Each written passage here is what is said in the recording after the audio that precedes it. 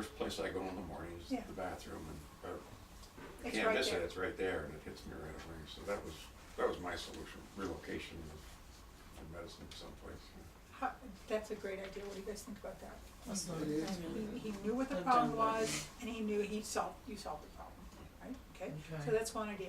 The alarm, change the location. What's another idea you might come up with? You know, the medicine pill box that has Sunday, this, Saturday, Mhm. with the initials on it. Mhm. You could, and when you put your pills in each one of them for each day, you can put it by your nightstand. Mhm.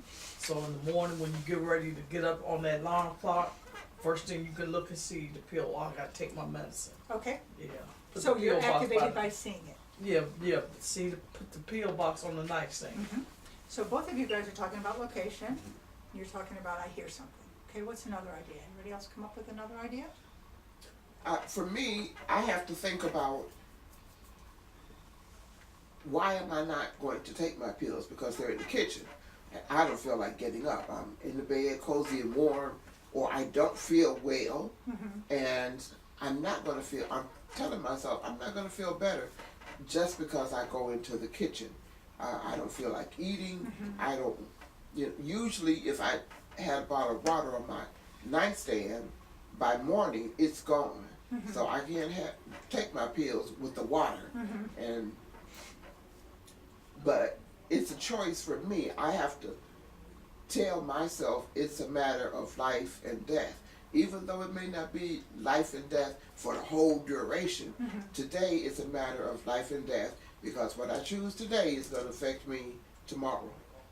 Wow, So that's very powerful. yeah, Okay. so I So you do a lay lot of there and lament for a few minutes, and then I get up and take my medicines. Okay, so Loretta does a lot of self-talk, and she talks to herself almost like your own best friend. You're saying, hey, come on, you gotta do this for yourself, right? Yeah. I like that. What do you guys think of that? That's good. Okay. And also you can take, like you have your planner or your calendar. Mm-hmm. You can write each day what you got to do. Like when you go to, a lot of times people go to the calendar in the morning early and look and see what the day gonna bring, what they got to do, what they got a doctor's appointment, whatever. Yeah. You can write it down. Make sure on the planner. What time you gotta take your what time. Cause I got a certain time I take my medicine in the morning. Mm-hmm.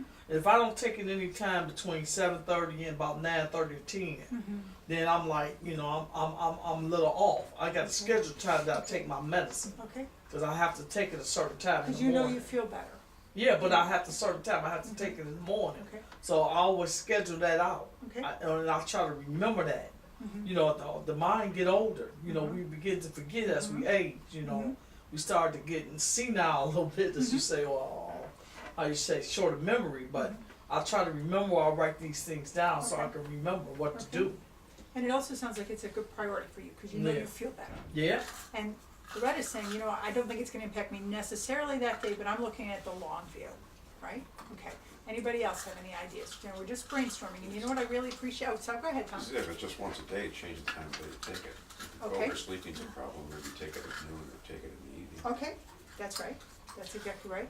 What I really appreciate with everybody is everybody sort of brainstorm. Nobody was shutting down the ideas. So the thought is that when you're defining possible solutions, a lot of times what we do is we stop before we let ourselves be crazy with our ideas. So what I'm saying is to really just lay it out there because you're trying to solve the problem, okay? You're trying to figure it out. All right, so define your possible solutions. Think of all the possible ways to solve the problem. Before you shut it down, write it down, okay?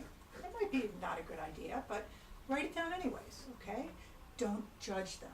And again, that's what we often do. But if you think about yourself as like your own best friend, you can say to yourself, you know what, if my friend was laying all these ideas out, I wouldn't judge them. I'd let them finish with their thought process, okay? So don't exactly. judge them. Exactly. Just write them down, okay? So this is, in general, what you're gonna do when you define the possible solutions, okay? All right, now, this is what they came up with. What the writers of the TTIM approach came up with. I could take all my medication at bedtime. That would be one of their possible solutions, okay? I could take all my medications at bedtime, all right? That's one idea. I could talk to my doctor about giving me a medication that only needs to be taken once a day. That was Tom's second idea, right? Okay, makes sense, right? And then the third idea, I could just give up on the medication since I'm already still depressed. Okay. No. Now, but here's the idea, these are all, they just brainstorm these ideas, right? So now what we're gonna do is we're gonna evaluate them. Now, before you think, now why would I evaluate these ideas? You guys do this all the time when we solve problems. When we solve our problems, when we think, for example, of, I don't know, financial goals you might have, for example. You solve the problems, you weigh the positives and the negatives. Should I buy this car or that car? Should I, right? Okay, we weigh the pros and the cons. That's what we're gonna do next with evaluation. Yeah, Denise? I have a question. I'm gonna go back to define right quick. Yeah, The second question said I could take my medicine one time a day. Well, at that some time. at that time, but and then it said take it at one time a day. Mhm. Some medicine you can't take all that at Mhm. one time a day. That's right. You have some at bedtime. I mean, some in the morning and some in the evening. Where's prescribed for you? Correct. So that's what I was talking about when I was talking about bedtime, because I have some in the morning and I have some at night. That's right. Okay, so thank you for saying that because we're gonna address that right now because we're gonna evaluate those solutions. Okay, but I'm And you are already on it, which is perfect. okay. So we're gonna say the solution and then we're gonna talk about the pros and the cons. And this is Okay. where you need to be honest with yourself. Okay. This is, so for what do I mean by honest with myself? What this means is you need to really say, would I really do it this way? Okay, would I really do it? If I decided that I was gonna contact my doctor and just take it once a day, would I really would I take it or not? Okay, so let's review these, okay? So I could take all my medication at bedtime, and Denise said, well, they don't address that right here, but Denise's point about the con was you can't necessarily take all your medications at one time, right, TTIM, or you just can't do that, okay? Because where here it says you might be too tired in the morning, but a lot of other things could happen too, right? Okay, if we all of a sudden say, well, I didn't take it in the morning, so I'm just gonna load them all up at night, that might not be the best, That's okay? right. And then it might now- not be prescribed that way. right, exactly. That's right. But the pro might be, it's easier to remember, cause I never miss my evening dose, correct? Okay, let's look at the next one. Do you see how they're evaluating these? Okay, now, talk to my doctor, this was Tom's approach, talk to my doctor about giving me a medication that only needs to be taken once a day. Okay. The pro would be easier to remember, right? A lot of medications are what we call extended release. A lot of medications can be taken once a day, right? Some of you might be on those, all right? Okay, it might even work better, because why would it work better? Because I didn't miss my medication, okay? All right, now, the con to that, right, would be I don't have a doctor's appointment for 2 months, okay? But how about if we improve on that, maybe I could get one sooner if I called. Do you see how we're not shutting down the ideas, we're open to exploring different options? Do you guys like this one? Yeah. All right, let's do the next one. I can just give up on my medication since I'm just still depressed, it's not working anyways. Okay? No, we say no, but sometimes we feel like no, all right? So that would be the least hassle, I don't have to call my doctor, I don't have to remember to take my medication, right? No hassle there. The con would be, I might even get more depressed. Get sick. That's right, You might end up in the hospital. you said it right there, I ended up in the hospital last time I did that. But that's the part of being depressed, at least your mindset isn't quite right. I mean, you may not think Exactly. logically like I'll feel worse. You may not care whether you feel worse or not. Because I'm still depressed. Right. Right? Okay. All right, yeah, the I right. think that's very important, that con, because I have been in the hospital twice because I didn't feel like getting up taking my medicine and my blood sugar was low. Oh, And I wasn't calling anyone to say, I don't feel well. I can't get up to eat or to take my medication. And so, I don't know, I just kind of pass out or something. But anyway, I have wound up in the hospital twice because I didn't get up to take my medication. But it wasn't so much get up to take my medication, it was to get up, period. If I had gotten up, I would have taken my medication. but that's going back to your self-talk that you spoke about earlier, which is I talk to myself lovingly and say, you know what, you gotta get up and get to the kitchen, right? Okay, all right, so we identified the problem, right? we defined a whole bunch of different solutions, some of which you came up with, some of which were provided to you. Now, we evaluated them, and now we need to act on the one that's, we consider to be the best. What do you guys think is the best one? Of the ones that we decided. So we did, I Couldn't Give Up. We talked to my doctor about once a day medication. We talked about taking them all at once, all right? So what do you guys think is the best one? Talk to my doctor. Talk to your doctor, what do you guys think? I think that's the I kinda do, best one. I would agree with you too. Act on the best solution. Your best solution may be the one with the most positives and the fewest negatives. Okay, that makes sense.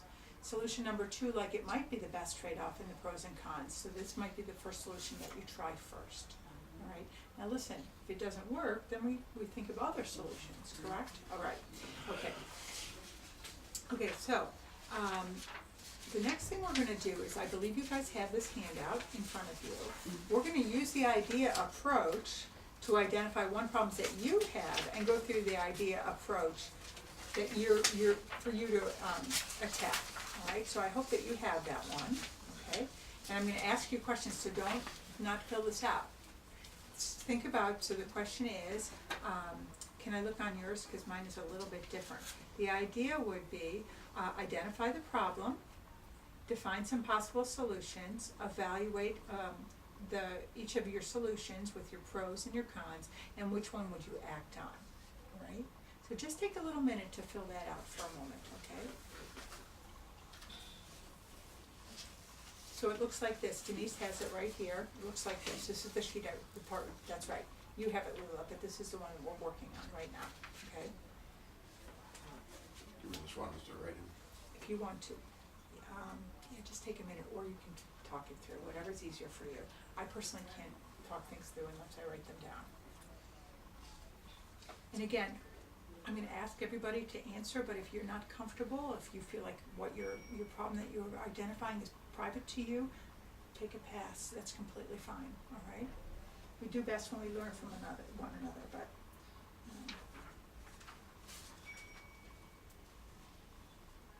so does anybody want to identify their problem and their solutions? Their pros and My cons? problem currently is that I have an ulcer, 2 ulcers actually, Okay. on my leg. One is related to diabetes non-control. Oh, The other one is related to the fact that I had a screw in my leg and it worked its way out. So now I have 3 more left, and I don't know if they're going to come out or not, with the titanium rod, which my knee gets sore sometimes, sore to the extent that I can't get out of bed because I can't move my knee. So that's a problem for me.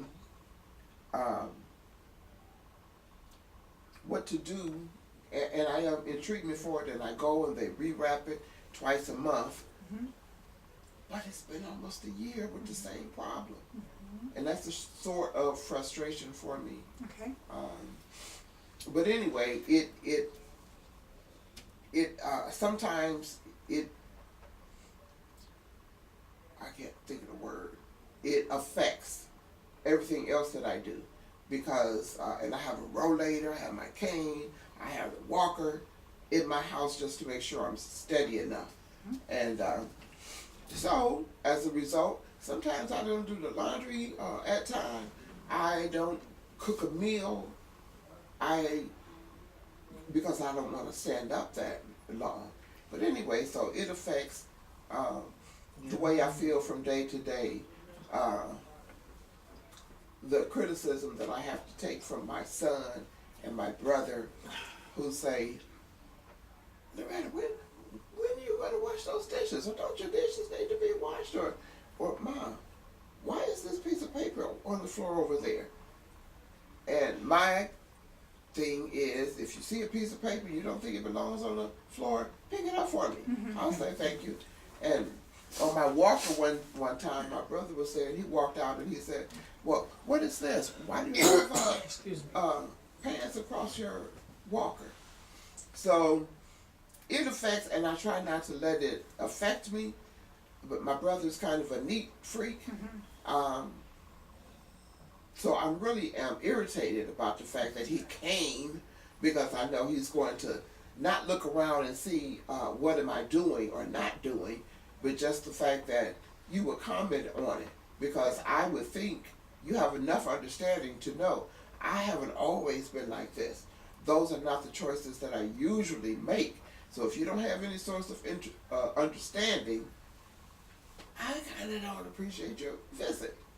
You know. So Loretta, that's a very powerful example, and so let's whittle that down just a little bit, because when we identify the problem, we want it to be specific, right?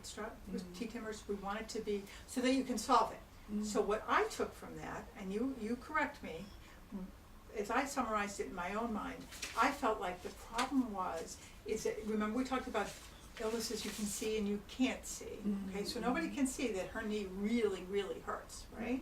Is that what you said? Right, Knee. right. Okay, so my knee hurts, and because of my knee hurting, I'm not able to attend to my household the way that I normally would. Would you say that? Right. Okay, so I'm not able to do my housework or attend to my activities of daily living the way, because of my knee hurting, and I then have the criticism of people who are supposed to be supportive, all right?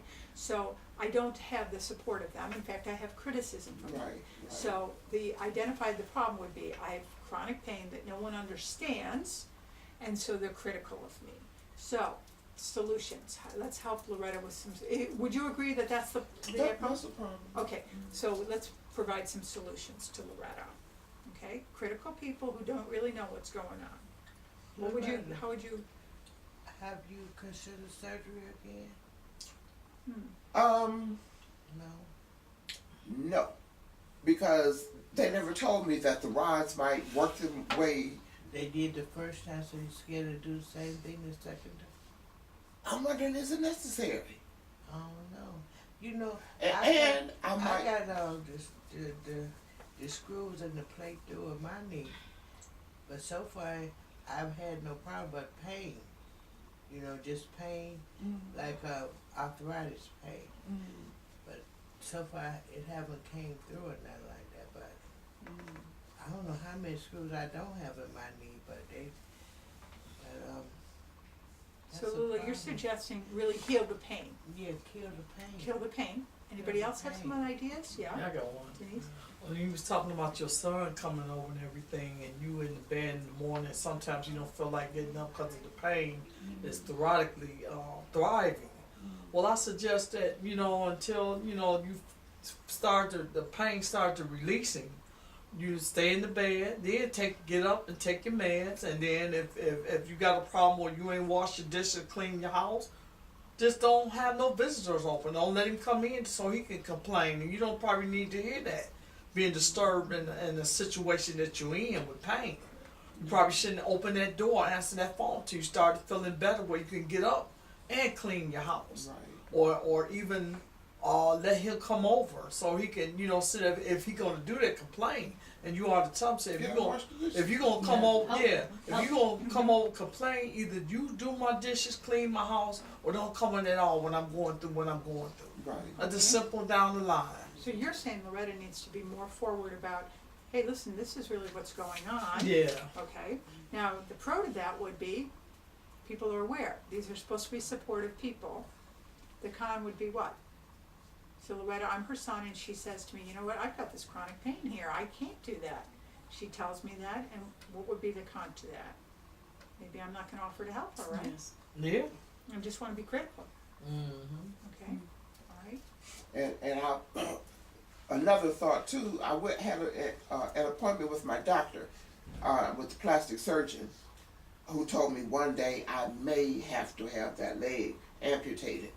So that was the first time I had ever heard that. My Wow. leg feels okay sometimes, and he said because of the darkness and such. I think that's the healing process, because my leg is getting lighter in skin tone the way it should be. So, but I had an appointment with him because that day on a Wednesday I couldn't get out of bed. I was so sore I could not get out of bed. All I could do was lay there and just lay there and whatever you have to do when you first thing in the morning, did it in my bed. Went to the doctor, my primary care doctor, the next day, and I was very disappointed to hear him say, "So what's the difference? Yesterday you missed an appointment, but today you're fine and you can keep this appointment." And I said, "Well, doctor, you know, people are alive one day and the next day they're dead. So a lot can happen during the span of 24 hours. So nothing was wrong with me today. I felt pretty good." Yeah. I usually don't use my walker when I go to his office, but he didn't ask me about it, but I was very disappointed to hear him be critical of the fact that I missed an appointment because I said I had a problem. It was like he didn't believe it. So save that idea for the next section. We're going to talk a little bit about how do we talk to our doctors or communicate with our healthcare providers. Thank you for sharing that. That's powerful. Does anybody have another problem, specific, probably a little bit more specific to diabetes, that they might want to work on? A lot of you guys Yeah, talked I about wanna share. nutrition. Yeah. Go ahead, Sonia. No, my problem is picking up my medicine at the pharmacy. Okay, thanks. That's a very specific problem. Go with that. Yes, well, I have to pick it probably on the 3rd or 4th, and it just sometimes goes 4 or 5 days after. I do drive, but sometimes I just don't want to go out. Especially if I have the babies, don't want to go out. Okay. So yeah, it happens like that a lot. So your let's put it into the words. Identify the problem is I forget to pick up my meds on time. Forget to pick up my meds on time. Okay. And so what's the result of that? Do you go for days without taking them? Not really, maybe 1 or 2 days. Okay. I try not to go beyond that. Okay. So it has happened. Okay. So what could be the solution to that? Tell one of my daughters to pick it up. Love it. Love it. What's another solution? Talk to my doctor so I can get them delivered. Love it. What's another? Anybody else have another idea? What do you think is the best one? What would you act on? Talk to the doctor to have them delivered. Okay. And if you're watching your daughter's child, I wouldn't ask her. It would be, go to the store. I mean, I would say, please, go and pick up my medications.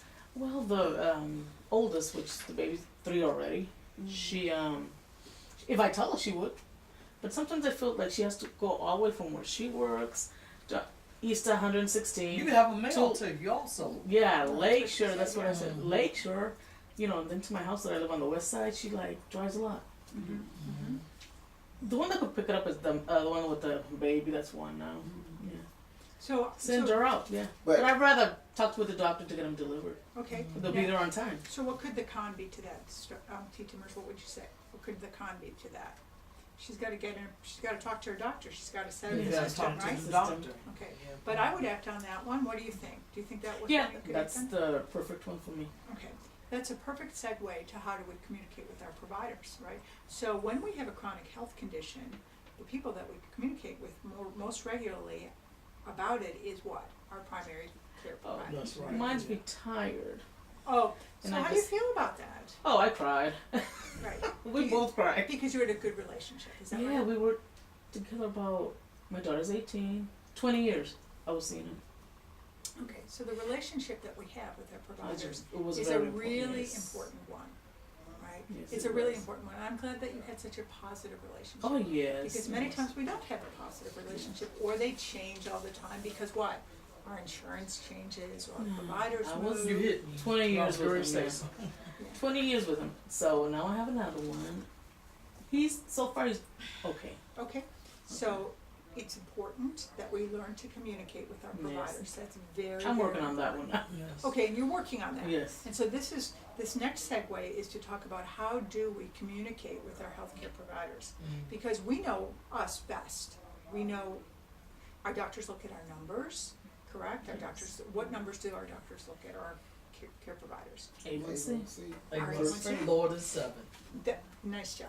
Mm-hmm. They look at that, they look at our weight, they look at all the medications we're taking. Mhm. Sometimes they can even see whether or not we're picking up our prescriptions. Yes, they can. Yes, they can. So it's important that we communicate with our providers, And okay? I like that because I communicate with mine. I was saying, like, sometimes where you get your medication at may close down, or Okay. or they'll take you and have you move somewhere to another pharmacy. Don't get discouraged. Let's continue getting that medicine. It may be in a distance, or you might not have a car or you're traveling, but find somewhere where you can be comfortable with getting your medicine. You know, it just because they send it there don't mean you have to accept it there. You can find another pharmacy and accept that pharmacy where you can get it closer to you and be able to get there to get your medication. But just don't give up on it just because, you know, the location have moved Right. and your medication goes somewhere else. You know, you can always still, if you're not comfortable with that location, like I said, you can find somewhere that's comfortable where you can get your medication. Don't give up on not getting your medication.